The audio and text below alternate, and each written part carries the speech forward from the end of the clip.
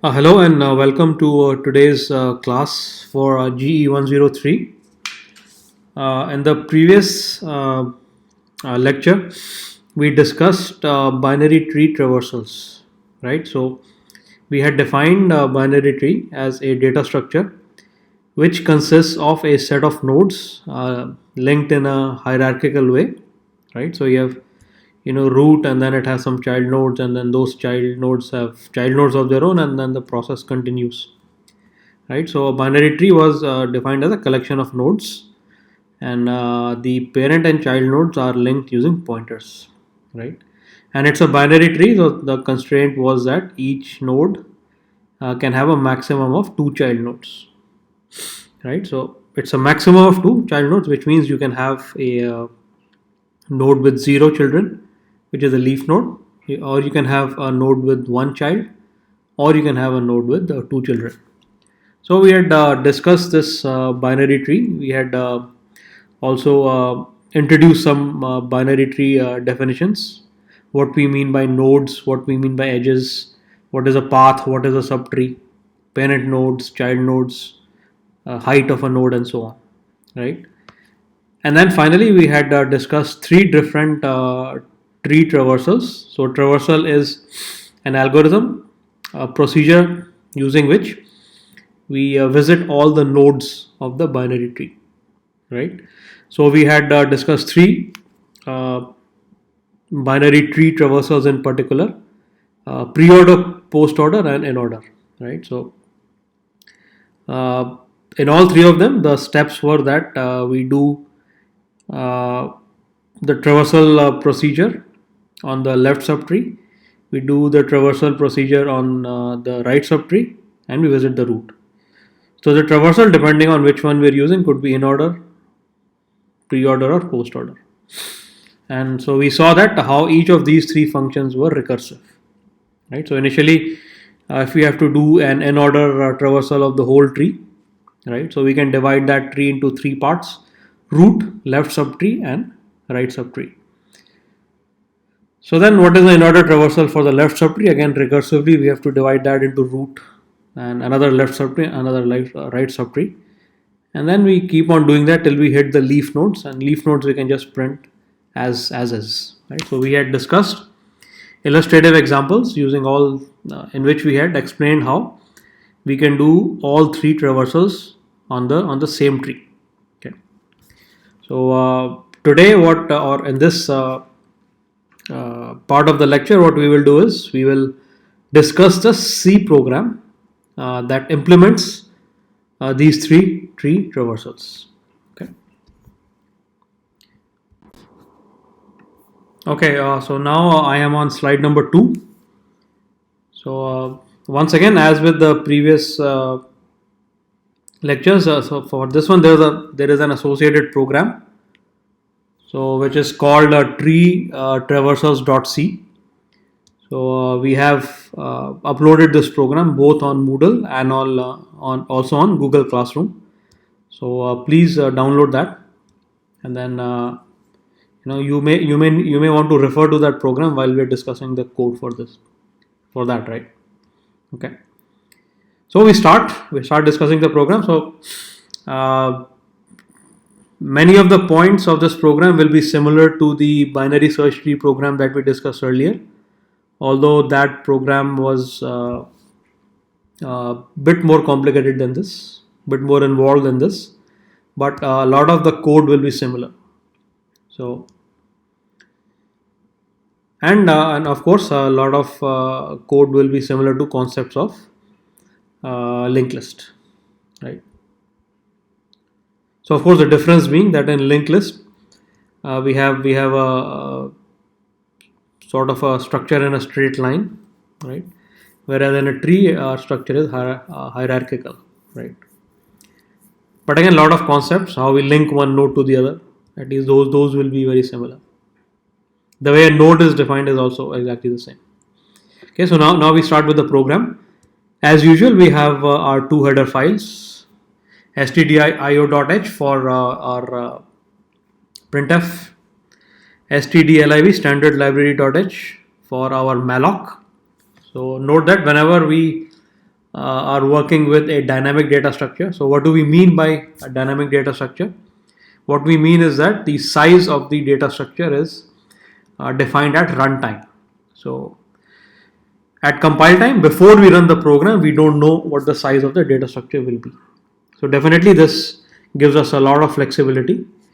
If we have a tree with 10 nodes, we'll create a tree with 10 nodes. Second time we run a program, if our tree has 15 nodes, we'll create a tree with 15 nodes, so on and so forth. So it's very convenient. It's very precise. We only reserve the amount of memory that which is exactly required, no more, no less. Note that with static data structure, we have to specify the size beforehand. So you may either fall short or you may have reserved too much. But in a dynamic case, you reserve only the amount of memory that is required. Okay, so for that malloc, we have standard library.h. We know that this binary tree consists of a set of nodes linked to each other in some special way. So therefore, the main hero, the main building block here will be a node, right? So we define a node exactly as we have defined it in the earlier data structures. Linked lists, queue as linked list, stack as linked list. So struct node. So node is again a structure, which means it's a complex data type. What are the member variables for a node? So one is int data. So which means in this case, our tree, how will we tag a tree? How will we identify a node? We'll identify a node with its integer value. So note that in the previous part of this lecture, the binary tree that we discussed, each node was identified using a character, right? Using an upper case character, A or B or C or D. So here we are identifying nodes using integer values. So we'll have a node named 1, a node named 2, 3, 4, right? So this helps us to identify nodes.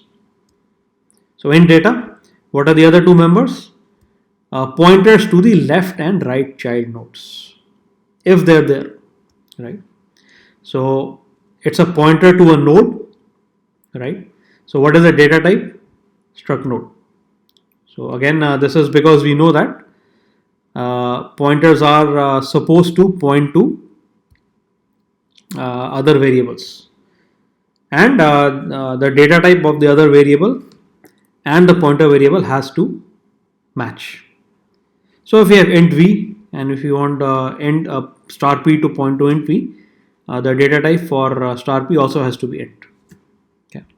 So the data type of the pointer and the variable to which it is supposed to point, they must match. So therefore, the second member of a struct node, it is supposed to point to the left child. So left child, if you see, is also a node. So therefore, struct node is the data type and it's a pointer, so we have the star. Likewise, a pointer for pointing to the right child of a particular node, struct node star right. So now, if you have a leaf node, no child nodes, both the left and right pointers will have value of null. If you have one child, depending on whether it's a left or right child, one of these pointers will point to a valid memory address, and that valid memory address will be the starting location of either the left or right child. If a node has two child nodes, and both of them will have both pointers left and right will contain the memory addresses, starting memory addresses of the left and right child nodes. So this is our definition of a node, similar to what we have been seeing in previous programs. Okay, so now I am on slide number 3, and here we will talk about a function which is called in the program whenever we want to create a new node. Okay, so whenever we want to create a new node, we'll specify that, and then that new node will be created with, and certain values will be filled. Okay, so part of this, so this is similar to that add tree. Probably that was the name of the function. Let me just check very quickly. Name of the function in that binary search tree that we talked about in chapter 6 Yes, that was the add tree. So there we had only one function, add tree, to add a node or to search for the node for both. So what will this function do? This is a helper function that allocates a new node, right? Reserves memory for it, returns a pointer to it, to the node, allocates a new node with the given data, and of course it's a new node. So what will be the value of the left and right pointers? It will be null. So let's look at this function. Struct node star new node int data. So which means whenever we call this function, the function argument will be an integer which will correspond to the node tag, right? So if we say 1, then a node with the data 1 will be created. Okay. If we say int 2 or if we say 2, then a node with data 2. So let's assume for the sake of simplicity that we don't allow duplicates. So all nodes have distinct data values. So no duplicates are allowed. Okay. So which means now in main we'll call new node and we specify the data value. Okay. The other thing which we observe is, so new node is the name of the function, int data is the function argument. Third thing which we observe is interesting is what is the return type. Return type is struct node star. So which again makes sense because what this function will do is it will return a pointer to the new node. Okay. So let's see what this function does. As you can guess, first it using malloc, it reserves or tries to reserve memory for the new node. Again, we let the machine calculate how much memory does each node need, right? So it needs to store the int data and it needs to store values of 2 pointers. So malloc, and then within the size and bytes, size of struct node. So machine does a calculation as we have done, and then we cast by definition malloc returns a pointer to the starting memory location for that node. So let's say, for example, that if a node needs 20 bytes, for example, and let's say the machine reserved, so it's contiguous block, so let's say it reserved 100 to 119, right? So these are the memory locations. Each location points to a byte, is a tag for a byte. So we have 20 locations, 100 to 190 for that node. So what malloc will return is 100, starting memory location. Okay. So it returns that, and then that gets copied to struct node star node. So now node is a pointer, right? Node is a pointer to the block which has been reserved for the new node. Okay, that's clear. Now that we have reserved the memory, let's fill the values. So now, because node is a pointer to this block of memory, it's a pointer to that node. So using the arrow operator, now we can fill in the values, right? So node arrow data is equal to data, whatever it is, 1, 2, 3, 4. Node arrow left is null, node arrow right is null. And return node. So that pointer will be returned to main. Probably we'll have another pointer to a node there which catches that. We equate pointers, and now we can accordingly do whatever we want with it with this particular node. So once again, what is happening is we reserve a block of memory for that node. The starting memory location for that block is returned by malloc. We cast it as struct node star because by default it's void star. Data type for the pointer that malloc returns. Then we equate it to node. So now node points to that block of memory. And now using node we set the 3 values, data, left and right. And finally we return node back to main. Okay. So I hope this new node function is clear. Okay, so now I am on slide 4 and now we discuss the in-order traversal function. So right now we'll just be discussing the code.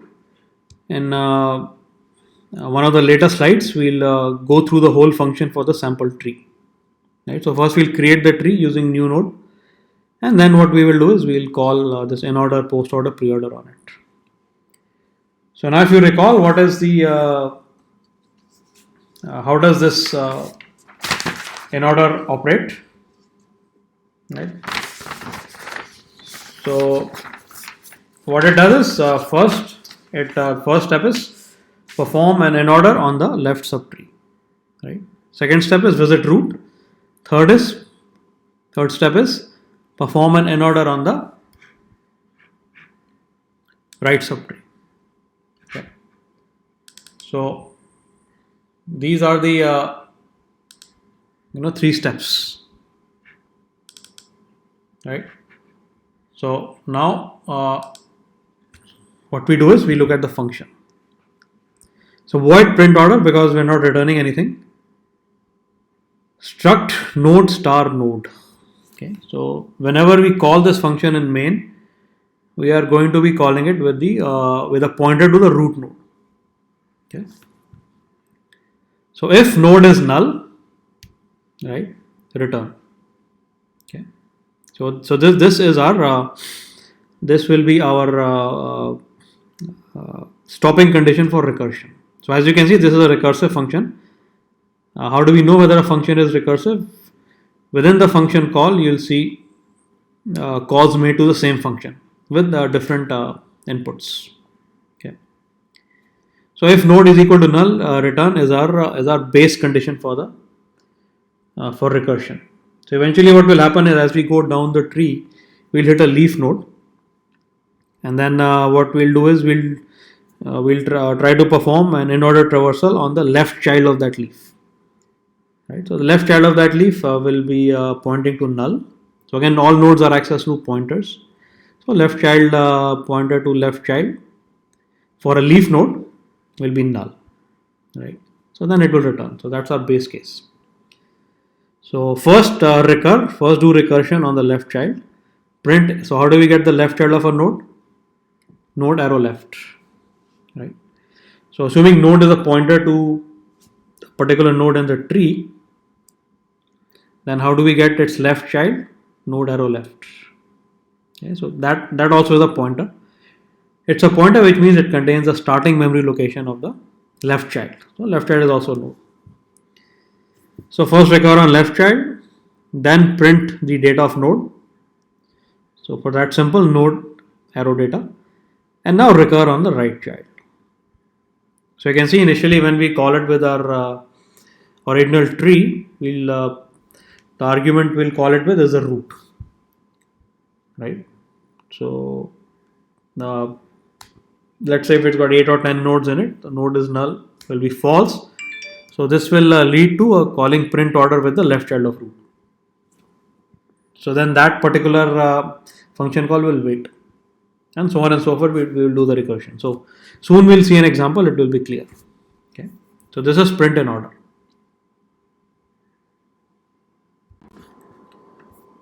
Now I'm on slide 5. So here we are looking at post order. So what is the sequence of steps for post order? If you recall, perform a post order of left subtree, perform a post order of right subtree, and visit root. So if you see, compared to the previous in order function, this is very similar. It's just that the parts of the code are rearranged. Okay. So print post order node left, then print post order node right, and then print node data. So the steps are same. Perform the traversal on the left subtree, perform the traversal on the right subtree, and visit the root. Okay. And then left subtree will have a root of its own, it will have a left subtree of its own, it will have a right subtree of its own. We do recursion that way. So steps are the same. The order in which we do the steps is what differentiates in order from post order and post order from pre order. Okay. So this is a print post order function. Okay, now I am on slide 6, and here we look at pre order. So pre-order, if you recall, the sequence is first visit root, then perform a pre-order of left subtree, and then perform a pre-order of right subtree. So root, left subtree, right subtree. So again the rearranging, first root, node arrow data, then left subtree, print pre-order node left, then right subtree, print pre-order node right. Okay. So once again steps are same. It is just that the way those three steps are arranged is what differentiates the three different traversals. So the goal over here is that provided that we have constructed our tree, when we call either in order or pre-order or post order, what we will get is in the final output we'll get a sequence of nodes, and that will correspond to the in order or pre-order or post order. So for example, if we have a simple tree with node A as root, B as left child, and C as right child. So node A is root, node B is left child of A, node C is right child of A, ABC. So when we do an in order, the output that it will show is BAC, B, then A, then C. If we do a pre-order, the output it will show is A followed by B followed by C, A, B, C. Finally, if we do a post order, the output it will show is B, C, A. So B, C, and A for post order. So this is how the output is going to be. Of course, the tree we'll look at, it will have more levels in it. Okay. Okay. So now I am on slide number 7, where we are discussing the main function. So the driver program main function to test all the above functions, which are for creating a tree and then traversing it using different techniques.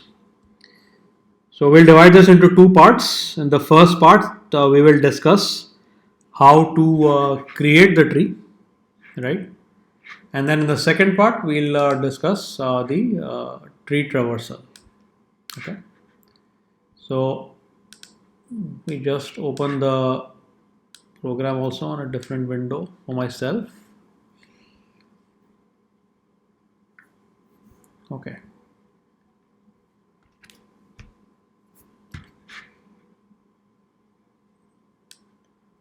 Okay. So right now we're focusing on the initial part, which is creation of the tree. So for illustration, in the next slide we have a graphic which will help us to visualize how the tree is created, how the steps are executed. So as you can see, what is happening first is struct node star root, right? So what that means is, what is root? Root is declared as a pointer, and it's meant to point to not just any node, but the root node of the tree. Okay. So again, each node is accessed only using pointers. Okay. So struct node star root is equal to new node 1. So if you see the new node function, what that will do is create a new node. So it will reserve memory for that node using malloc. It will return a pointer to it, and then struct node star node will point to that. Okay. So if you don't want to confuse a data type node with the structure variable name node, you can use different names. So maybe you can do struct node star n, right? Or you can do struct node star node pointer. Okay. So what will happen is, it will create the new node. It will fill data in it, again using the pointer. So for the integer part, it will fill 1. The left and right child nodes will be set as 0. And then finally it will return a pointer to that, and which will be equated to root. Right? So the effect is root will point to that node. And now what it's going to do is root arrow left is equal to new node. So what this will do is, this will install node 2 as a left child of node 1. And next, root arrow right is equal to new node 3. This will install node 3 as a right child of node 1. So in the picture on the next slide, we'll see this step by step. We'll follow the function calls, we'll follow all the lines of the code. So create a node with the value with data 1, set 2 as its left child, set 3 as its right child, and now node left. So it will take the left child of node 1, which is 2, and now 2's left child will be 4. Okay, and node left right, it will take the left child of 1, which is 2, and then it will set the right child of 2 as 5. Okay. So this way it will create a tree with the 5 nodes 1, 2, 3, 4, 5. Okay, and that is a tree formation part. So now we move to the next slide, where we see all the steps of this tree formation part. Okay, so now I am on slide 8. So this shows the steps of the tree formation. So first, please focus on the top right. So this is how a node is specified in the form of a picture. So it's a block of memory, contiguous block of memory, and it has 3 pieces of data which are stored in it. One piece of data is the int, which is a data value, which in our case is 1 or 2 or 3 or 4 or 5. Other second data value for a node is its left child. So this is a pointer to the left child. Third data value for this node is a pointer to the right child. So this shows the in terms of a picture the structure of a node. Okay. So in this picture, many times we are showing n. So n stands for null. Okay. And on the bottom right, we see the tree that has finally been created by repeatedly calling new node. Okay. So now let's look at how the code is executed. So again, you'll need the program with you. And so now what we have is, if you look at the main, struct node star root is new node 1. Okay. So first it means that we call new node, right? Of course. So whenever we have an expression is equal to, so first we execute the right hand side. So we call new node with 1. So let's look at the code for new node. Now data is equal to 1, right? So now what happens is struct node star node is struct node star malloc size of struct node. Okay, so what happens is it creates a node, right, which means it reserves memory for that node, block of memory, contiguous block, capable of holding a data value, a pointer to left child, a pointer to right child. So 2 pointers, 2 addresses, and 1 data value, which is an integer. So malloc reserves the memory for that, and the starting location of that block or a pointer to that block is returned by malloc, which is caught by struct node star node. So now node is a pointer to that block of memory, right? So node arrow data is 1. So as you can see in the picture, we set 1. Node arrow left is null. So left child is null, which is n, right? It points to n, it contains n. And right child is also null, it contains n. Okay. So now we form the node and now return node. So return a pointer to this node, and in main, if you see, gets equated to root. So root is also a pointer of return type struct node star, and a node was also a pointer of return type struct node star.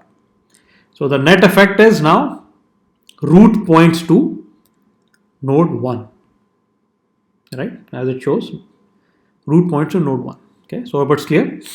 Now what is the next line? Root arrow left is equal to new node 2. So let's focus one step at a time. Let's first call new node. So similar to before, what it is going to do is reserve memory for node 2, right? and then using that pointer node in new node set the data value. So which means 2 will be the data, and the left and right child for node 2 will be n, right? And then it returns that node pointer. And now what happens? So new node 2 will return a pointer to that new node just created, starting memory location of the new node just created, and that gets equated to root arrow left. So what is root arrow left? Root arrow left is the left child component of node 1.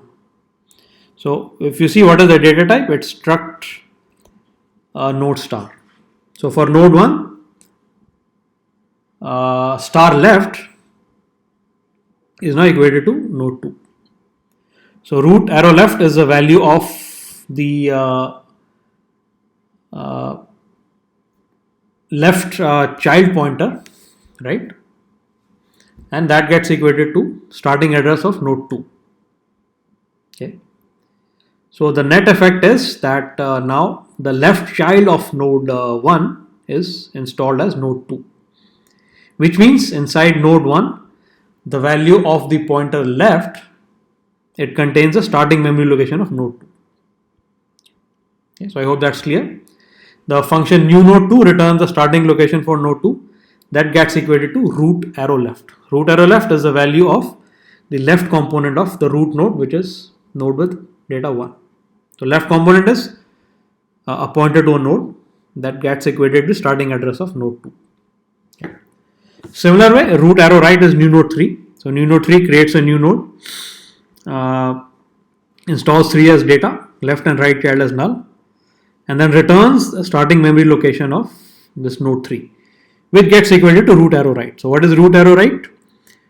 The value of the right pointer component of the root. So root is node with data 1. So the value of the right component, right pointer, which gets equated to starting memory location of node 3. So now the effect is node 3 is the right child of node 1. Okay. So note that the new node is returning a pointer to the new node just created, and root arrow left and root arrow right are also pointers which are meant to point to the left and right child. So we can, using equal to, we can equate. So let's say if the starting location of node 2 is 100, and let's say if the starting location of node 3 is 1000, then now for root or for node 1, the value of left is 100 and the value of right is 1000. They are both pointers, they contain memory addresses. Starting memory locations for nodes 2 and 3 respectively. Okay. So I hope that's clear. So what this will do is, previously, before calling new node 2 and new node 3, the left and right child pointers for root or for node 1 were containing null, but now they will both contain actual memory addresses. Okay. So now let's look at the next two, so which are interesting. Root arrow left is equal to new node 4. So what does this do? So once again we have this arrow operator, and if I look at table 2.1 for precedence and associativity of operators, the arrow operator has associativity of left to right. So it goes left to right, the associativity. So first we call new node with 4, right? That's correct, new node with 4. So that will reserve memory for node 4, set 4 as a data, set the left and right components of node 4 as null, and then return a pointer to this node 4, right? Starting memory location for node 4, let's say it's 1500, right? So now that gets equated with root arrow left. So how do we read this from left to right? So first we read root arrow left, right? So what is the value of root arrow left? So for root is node with the integer 1. So root arrow left is the left component of node 1. Left component of node 1, what is that? What is the value of that? starting memory location for node 2, right? Which is, let's say, 100. So the value of root arrow left is starting memory location of node 2, let's say 100, or in other words, a pointer to node 2. Okay, pointer to node 2. And now when we add one more arrow, so root arrow left is a pointer to node 2, which is fine. And now when we add arrow left, then as you can guess, we can now access the left component of node 2. So once again, to repeat, root arrow right, what is the value of that? It is the pointer to node 2, right? We already installed that. So pointer to node 2, and now when we add one more left, we are able to access the left component of node 2. Yes, all nodes are accessed using pointers, using arrows. So now we get left component of node 2, and in that we fill the starting location of 4. So net effect is node 4 becomes the left child of node 2. Okay. So this is the new notation. Study it carefully. Finally, root arrow left, arrow right is new node 5. So first, what will new node 5 do? Reserve memory for the new node. Install 5 as a data. Set left and right child as null. And then return a pointer to node 5. Starting memory location for node 5. Which gets assigned to root arrow left, arrow right. So once again, reading this from left to right, that's the associativity. What is root arrow left? Root arrow left is the value of left component for the root node or the node with the int 1. So root arrow left contains the starting memory location of node 2. Okay, which means it's a point. The root arrow left is a pointer to node 2. So pointer to node 2, and then when we apply one more right, then we get, or we are able to access the right component of node 2. Okay, fine. And we assign to that starting memory location of node 5. So now node 5 is left child of node 2. So like this, we can even add left and right childs for node 3 also. We could do something like root arrow right, arrow left is 6, new node 6, and we could do root arrow right is new node 7. So it will be worthwhile. What you can do is you can try to build the tree using this similar code. So in this way, we create this tree, and very simply this tree looks like what it is at the bottom right. 1, 2, 3, 4, 5. Okay. So in this way, we form our tree using this code. Okay. So I hope it's clear. All right. Okay, so now I am on slide 9. So in the previous slide, we saw how we can call a new node. Using new node, how we can create, our binary tree. So we have created a tree with 5 nodes. So what was interesting was for the new nodes that we create, how are we assigning them as a left and right child nodes? Okay, so I would like you to pay special attention to that notation, like root arrow left, root arrow right, root arrow left, root arrow left, arrow right. Okay, so look at it carefully. So now what we are going to do is we are going to go through one of the traversals. So we'll go through one of them because once you know anyone, then you can easily extend to the other two. Because as such, we know that at the heart the procedure is the same. It's just that the sequence varies. The 3 steps are the same. Only the sequence varies in all of them. So what we'll do is we'll look at the in order one step by step, and then using that you should be able to understand the pre-order and post orders as well. Okay, so now we look at the in order. So this is how we call it. Printf in order traversal of binary tree is print in order and root. So what is root? We know root is a pointer to the root node of the tree, which means it's a pointer to node with data 1. Okay, so now in the next slide we will see step by step. We will go through the print in order function call. Okay, so now I am on slide number 10, right? And here you see a picture which traces the call to print in order. So now note that because print in order is a recursive function, which means one call results in multiple calls. Every time we call it, we'll call it with a different input. Initially, we call it with the root. So we'll call this function with the tree we just created. So maybe it would be a good idea to just sort of take a piece of paper and draw that tree. Right, so you can refer to it.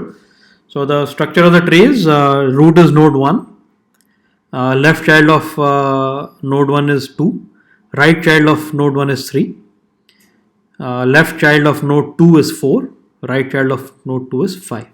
So we have 5 nodes. And we are going to do an in-order traversal on this. Okay. So we look at the code.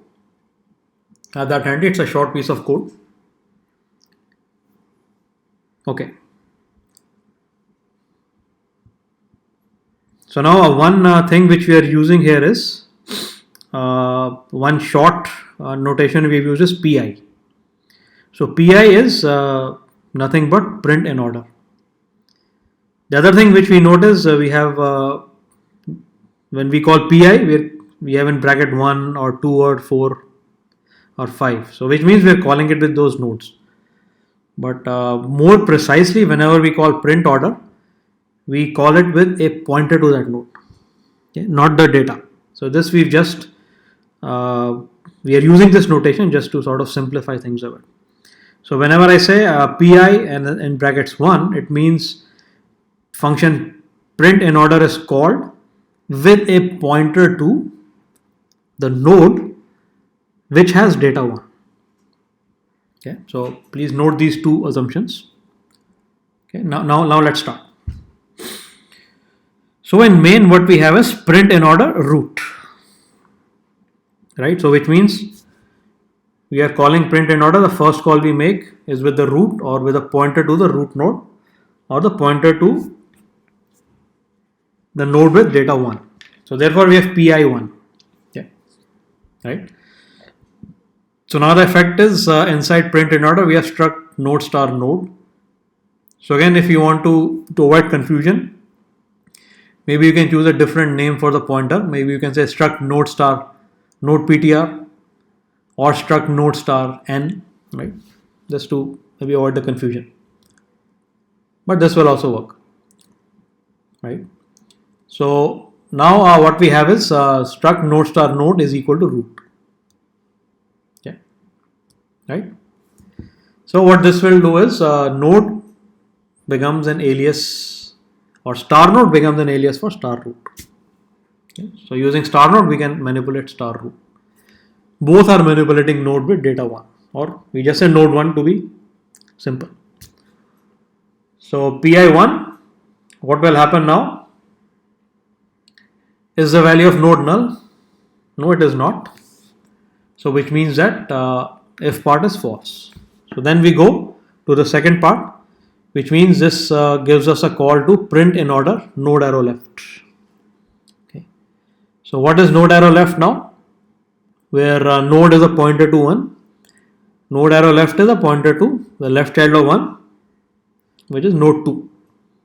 So now as you can see, PI1 gives rise to PI2. Okay, it gives rise to PI2. Okay. And now PI1 will sort of wait. So now we call PI2, calling same function print in order, this time with node 2. So now star node points to node 2. Okay. Is it null? We look at a tree, no it is not. So which means that the expression inside if is false, and this will give us now a print in order, node arrow left. Okay. Now node is a pointer to 2, so node arrow left is a pointer to 2's left child, which is node 4. So therefore pi2 gives rise to pi4. So which means pi2 now needs to wait till pi4 to finish execution before it can resume. Just like pi1 needs to wait till pi2 finishes execution so that it can resume. So pi4, we call it with pi4 now, third call. So now struct node star node. So now that star node points to node with integer value 4. Is that null? No, because it's not null, because it contains the starting address for node 4. So it's not null. So fourth recursive call, right? Print in order, node arrow left, where node here is a pointer to node with data 4, right? So for 4, what is the left child? 4 is a leaf node, so left child is null, right? So the left component for node 4, left pointer component is null. So therefore node arrow left is null, right? So now we call print in order. Now struct node star node is, so now we're calling print in order with 4's left child, which is null. So now node star node is null. So now the if part is true, and so pi null returns. Okay. So pi null returns. Fine. So right now the last execution that was going on was pi4. Okay. So now that gave rise to pi4's child, which is null. So that returns, and now we can resume execution of pi4. So note that when we have to resume pending recursive function calls, it's always last and first out. So now pi4 can resume. It was stuck at the first print in order. So what is the next line? Printf node arrow data. So now we are looking at pi4. So now we just print, so which will print 4. So on the right side you see the output. Now 4 will come. Okay. Next is calling print in order with node arrow right. Okay. So now what is node arrow right? 4's right child. So that also is null. So it returns, and now pi4 ends. Okay. So now pi4 ends. Now what is the last suspended one? pi2. Right. So now we resume execution of pi2. Where was pi2 stuck at? Right at print in order. So we execute the second piece of code for pi2. Second piece of code is print that node itself. So print 2.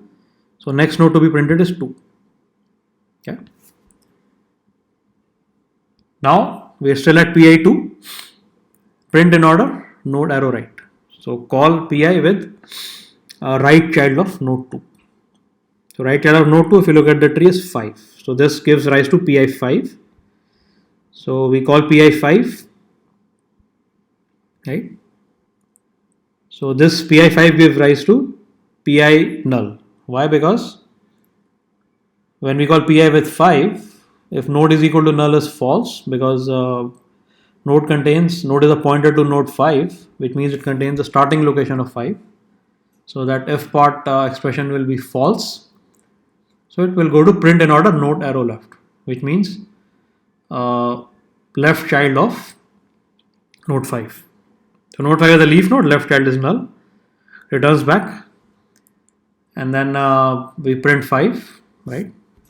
And then call print order with 5 arrow right, that's also null. So pi5 ends. So now so far we have 4, 2 and 5. So once pi5 ends, p2 also ends. Okay. Now we go back and resume PI1. That's the only one left. So PI1 was stuck at print in order node left. So now we resume at the second line of code, which means print a 1. So it prints a 1. So now our output is 4251. And now print in order node arrow right. So node is a pointer to node with int 1. So node arrow right is pointer to right child of node 1. Right child of node 1 is 3. So after printing 1, we call pi3. So calling pi3 gives, so now node points to node 3. It's not null. So this gives rise to print in order node arrow left. In other words, print in order 5 arrow left, right? Which is null. So now we printf node arrow data, 5 arrow data, print the 5.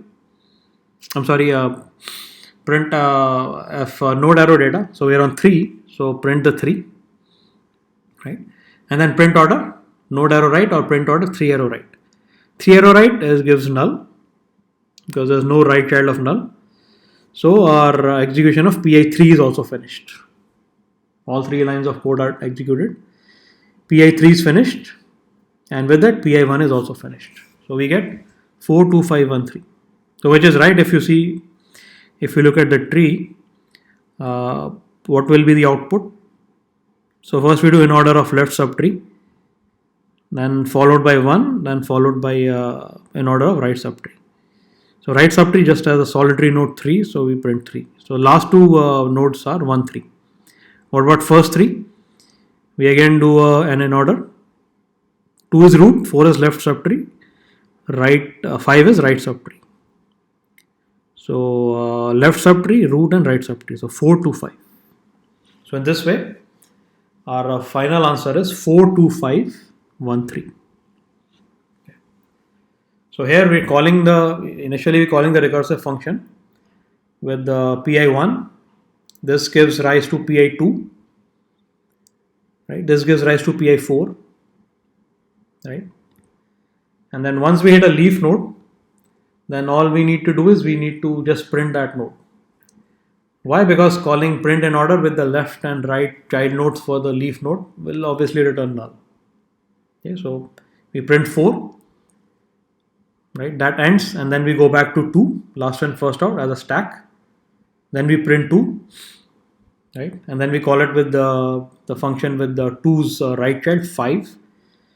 That's a leaf node, so we print 5. That's done, right? So we backtrack, go back to pi1. So for pi1 now, we have print 1, right? And then we print we call pi with 1's right child, which is 3, which is again a leaf node. So we just print 3. So in this way, we can trace the execution of print in order for this binary tree. Okay, so I hope that is clear. Okay.